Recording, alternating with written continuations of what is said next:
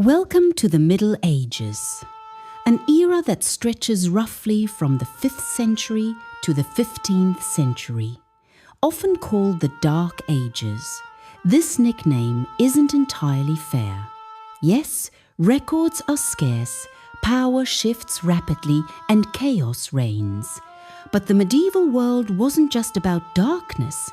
It was also about resilience, innovation, and the seeds of modern civilization. The medieval period marks the transition between the classical world of Rome and the early modern age. It's a time when Europe fragmented into smaller kingdoms, each with its own rulers, laws, and traditions. The term Middle Ages comes from the idea that this era was sandwiched between ancient Rome and the Renaissance. But don't let that fool you. This wasn't just a pause in history. It was a dynamic, evolving period filled with drama, discovery, and disaster. Why is it sometimes called the Dark Ages? Well, part of the reason is that written records are sparse compared to earlier periods. Many people were illiterate, and much of what we know comes from monks, chroniclers, or surviving artifacts. But another reason is that this era feels chaotic. Empires collapse, kingdoms rise and fall, and life is often brutal. Yet, even in the darkness, there's light. Art, architecture, and culture flourished in unexpected ways. At the heart of medieval life was faith. Christianity dominated Europe, shaping laws, art, and daily routines. Churches and cathedrals became centers of community, learning, and power. Monks copied manuscripts, preserving knowledge from the past. Religion wasn't just a personal belief, it was a way of life. Kings claimed their power came directly from God, and heresy could mean death. In short, faith was everywhere. Next up is feudalism, the social system that held everything together. At the top sat the king, who owned all the land. Below him were nobles, knights, and clergy, each with their own roles. Nobles controlled large estates, knights fought in battles, and clergy provided spiritual guidance. Peasants worked the land, paying taxes and labor to support everyone above them. It wasn't fair, but it was how society functioned. For most people, life was hard. Peasants spent long hours working fields, raising animals, and growing food. They lived in small villages, far from luxury. Disease was rampant, education was rare, and life expectancy was low. But amidst the hardship, there was community. Villages had festivals, fairs, and markets where people traded goods, shared stories, and celebrated life. Survival was a constant struggle. Wars, famines, plagues, and natural disasters threatened lives regularly. The Black Death alone wiped out half of Europe's population. Yet, despite these challenges, people found ways to adapt. They built castles for protection, developed new farming techniques, and relied on each other for support.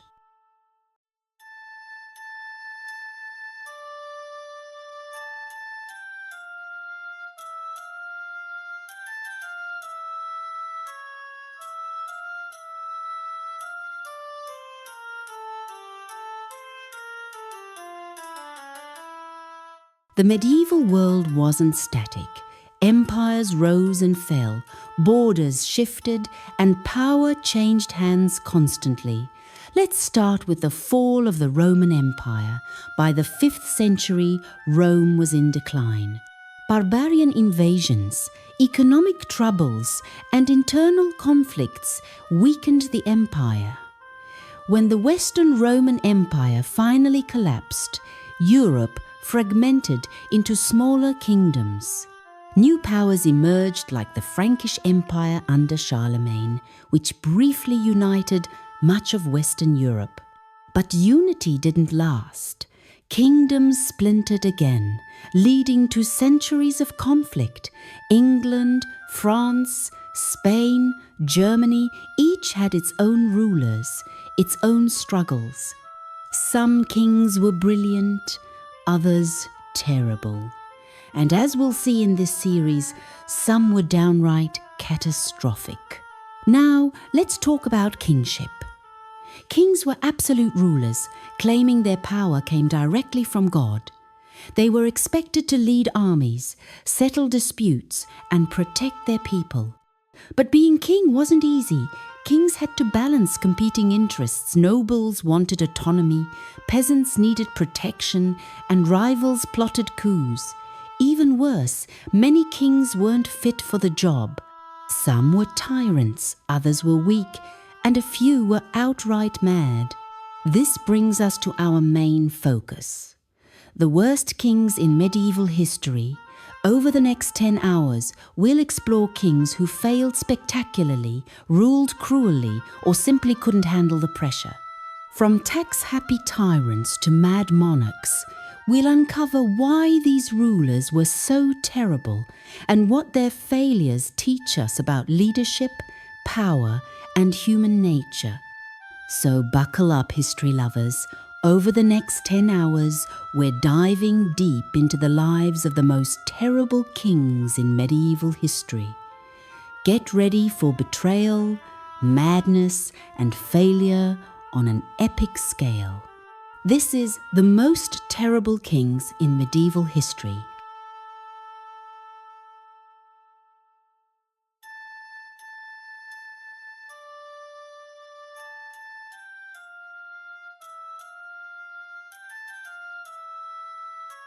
Welcome to The Most Terrible Kings in Medieval History.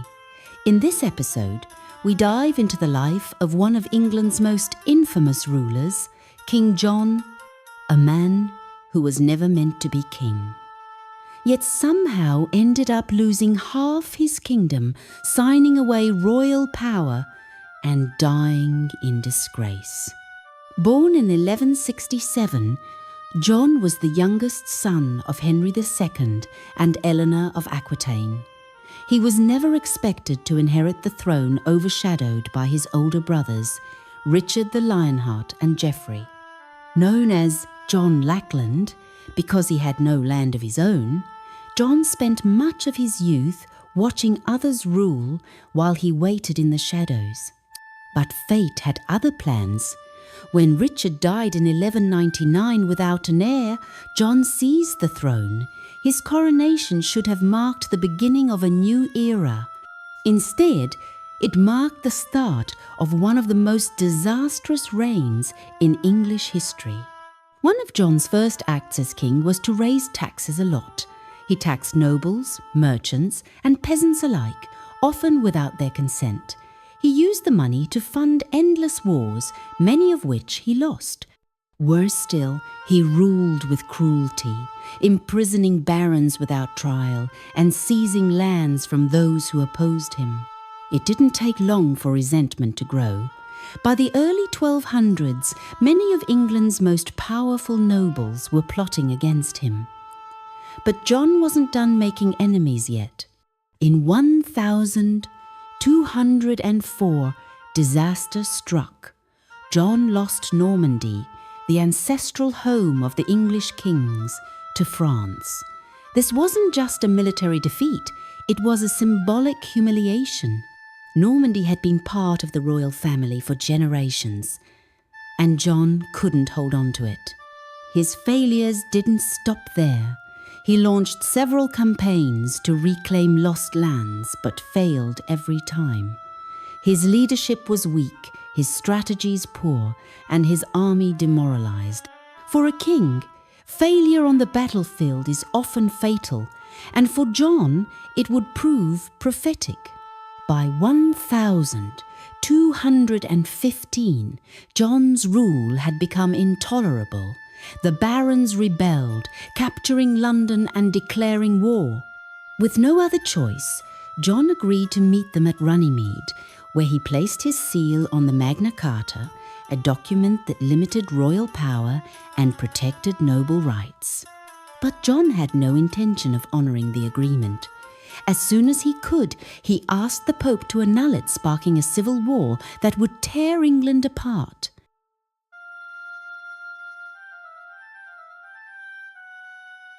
England descended into chaos. Barons fortified their castles and refused to recognise John's authority. In response, John launched brutal sieges across the country, including the infamous siege of Rochester Castle, one of the strongest fortresses in England. But things got worse when the barons turned to a foreign prince for help, Louis of France. In 1216, Louis landed in England with an army and was even proclaimed king in London. It looked like John's reign was over. Panic-stricken, John fled westward, travelling from castle to castle while gathering supplies. Along the way, legend says he lost the crown jewels in a river during a disastrous crossing at Swineshead in Lincolnshire. On the 18th of October, 1216, King John died at Newark Castle, likely from dysentery. His 9-year-old son, Henry III, was quickly crowned to prevent total collapse. With the help of regents and a reissued Magna Carta, the monarchy survived, but John's legacy lived on as a symbol of tyranny, betrayal, and failure. So, was King John truly evil? Or was he simply unfit for the role he inherited? Either way, he set a standard for terrible kingship that few could match.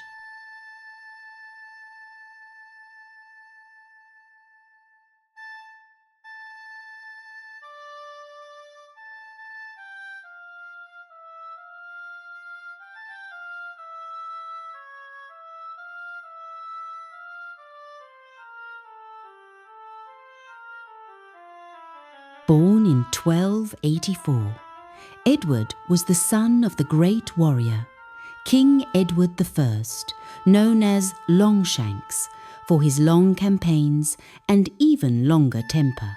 From birth, he was destined to inherit a vast realm, but unlike his father, Edward lacked military skill, decisiveness, and political instinct. Visual illustration of young Edward II being knighted. When Edward I died in 1307, his 23-year-old son took the throne. Expectations were high, but within months it became clear that Edward II would not be the king England needed. One of Edward's first acts as king was to recall Piers Gaveston, a nobleman exiled by his father. Rumoured to be the king's lover, Gaveston quickly gained immense influence at court, angering the powerful barons. Visual animated scene of Gaveston mocking nobles. Gaveston mocked nobles, stole lands, and flaunted power. The barons rebelled, forcing Edward to exile him only for the king to bring him back again. Eventually, the lords took matters into their own hands. Gaveston was captured and executed in 1312. But Edward didn't learn.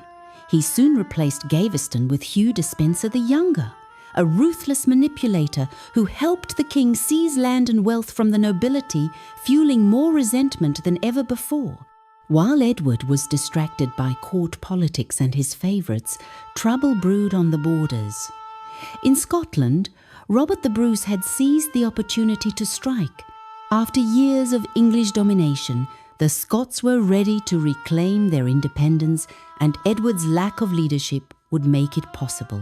In 1314, Edward led a massive army north to crush Bruce's rebellion. What followed was a disaster. At the Battle of Bannockburn, the English were outmaneuvered and overwhelmed. Edward fled the battlefield in disgrace, marking one of the worst defeats in English history. the consequences were enormous.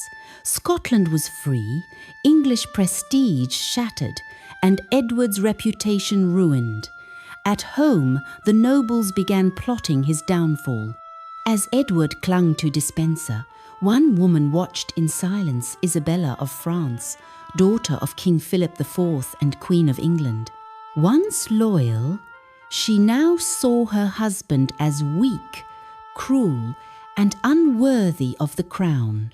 In 1325, Isabella travelled to France and never returned. She formed an alliance with a disgraced English noble, Roger Mortimer, and plotted to overthrow her husband. In 1326, they invaded England. The people welcomed them, nobles defected, and Edward, betrayed by nearly everyone, fled west with Despenser only to be captured near Neath. Edward was taken to Kenilworth Castle, stripped of his crown, and forced to abdicate. His young son, Edward III, was declared king in his place. Hugh Despenser was hanged, drawn, and quartered in London, a fate Edward himself would soon face. Imprisoned in Berkeley Castle, Edward lived his final days in isolation, humiliation, and fear. On the 21st of September, 1327, Edward II died under horrifying circumstances. Officially, it was said he died of natural causes, but rumours spread that he was murdered.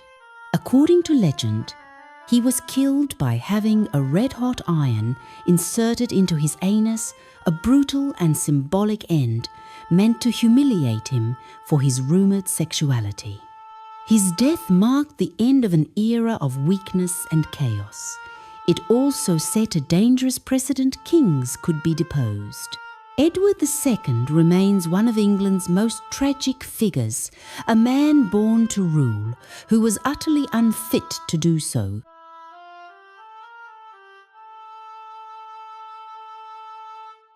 Charles VI was born in 1368, the son of King Charles V, one of France's most capable rulers. When Charles V died in 1380, the young prince inherited the throne at just 11 years old. During his early years, France was ruled by regents, his uncles, who worked to restore the kingdom after the 100 Years' War.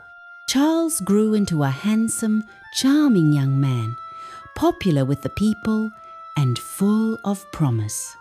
But beneath the surface, something was wrong. In 1392, disaster struck.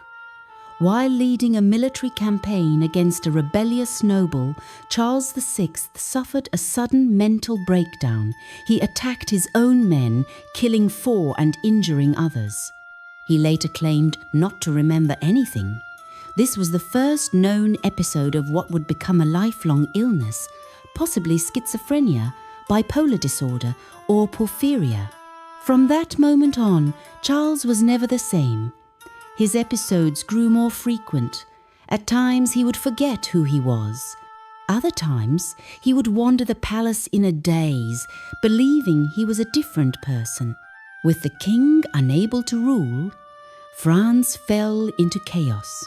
2 powerful factions emerged: the Burgundians, led by Charles's brother Louis of Orléans, and the Armagnacs, led by John the Fearless, Duke of Burgundy.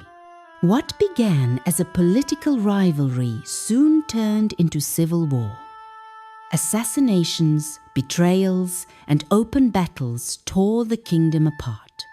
Meanwhile, the English watched from across the Channel, waiting for the perfect moment to strike. As Charles aged, his condition worsened. He often refused to bathe for months, believing he was made of glass and would shatter if touched. He stopped recognizing his wife, Isabeau of Bavaria, and even his own children. His wife, once a loyal queen, became disillusioned. She aligned herself with the Burgundians and abandoned Charles during his worst moments. France was no longer being ruled by a king, it was being fought over like a prize.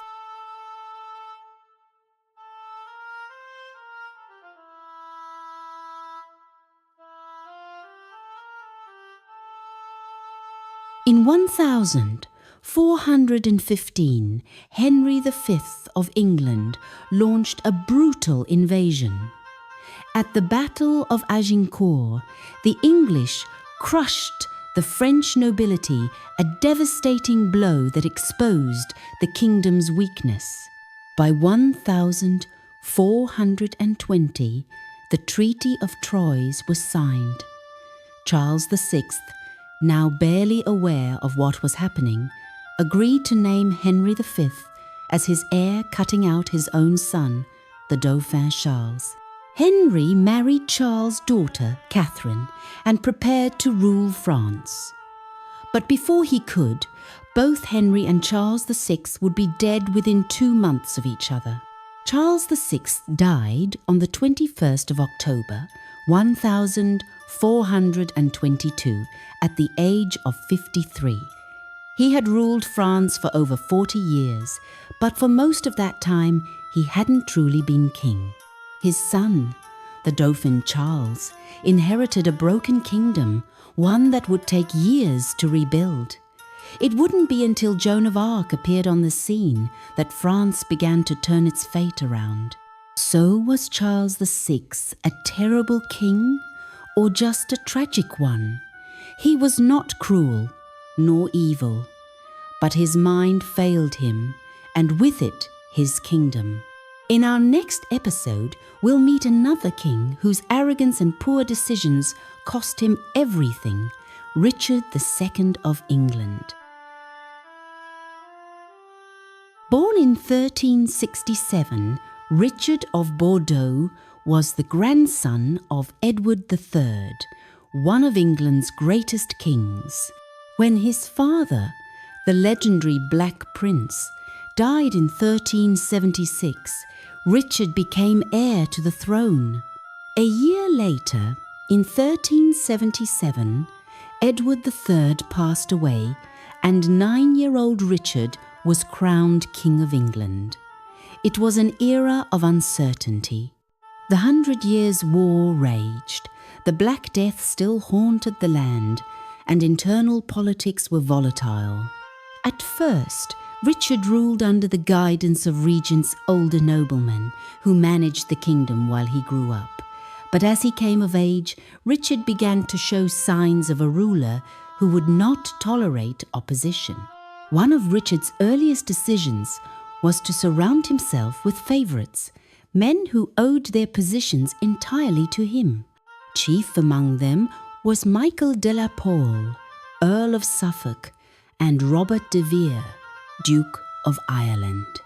These men were given titles, lands, and influence far beyond what many nobles considered appropriate.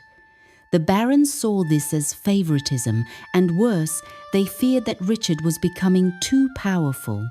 Tensions boiled over in 1386, when Parliament tried to limit royal power. Richard refused. He openly declared that he would rule without interference, setting the stage for future conflict. By 1387, the tension exploded into open rebellion. A group of nobles known as the Lords Appellant rose up against Richard. They accused his favourites of corruption and demanded their removal. When Richard refused, the Lords took matters into their own hands. They marched on London, defeated Robert de Vere at the Battle of Radcot Bridge, and executed several of the king's closest advisers. For a time, Richard was little more than a figurehead, a king in name only. But he never forgot the humiliation. Once Richard reached adulthood, he made sure no noble would ever challenge him again. He rebuilt his court with loyalists, reasserted royal authority, and punished those who had opposed him. He also began to develop a vision of kingship that bordered on divine absolutism. He believed in the divine right of kings, the idea that a monarch answered only to God. His court became increasingly lavish and symbolic. He commissioned stunning works of art, surrounded himself with ceremony, and even had a giant throne installed at Westminster, a visual reminder of his power. But his arrogance would prove to be his undoing.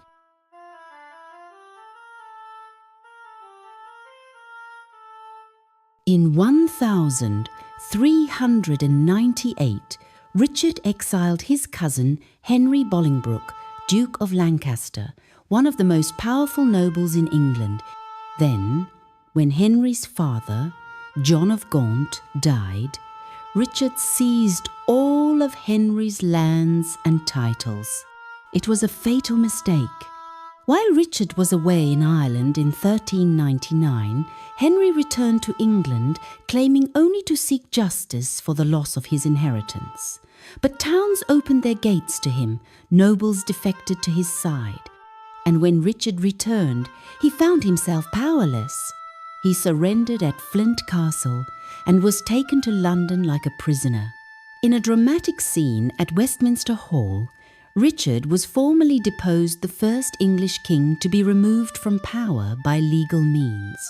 He was forced to renounce the crown, and Henry Bolingbroke was crowned King Henry IV. Richard was imprisoned in Pontefract Castle. There he was kept in isolation, dressed in rags, and fed little food. Some say he refused to eat. Others believe he was deliberately starved. Either way, by February 1400, Richard II was dead at just 33 years old. With his death, the Plantagenet line was broken, the Lancastrian dynasty began, and the seeds of the Wars of the Roses were sown. So was Richard II truly a terrible king? Or was he simply a man who believed too much in his own destiny? In our next episode, we'll meet another king whose short reign ended in cruelty and mystery, Louis X of France.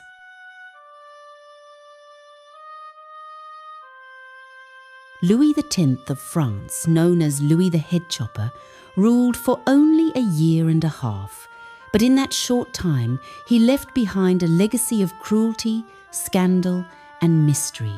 He inherited a kingdom in turmoil, struggled to maintain control, and died under circumstances that still puzzle historians today.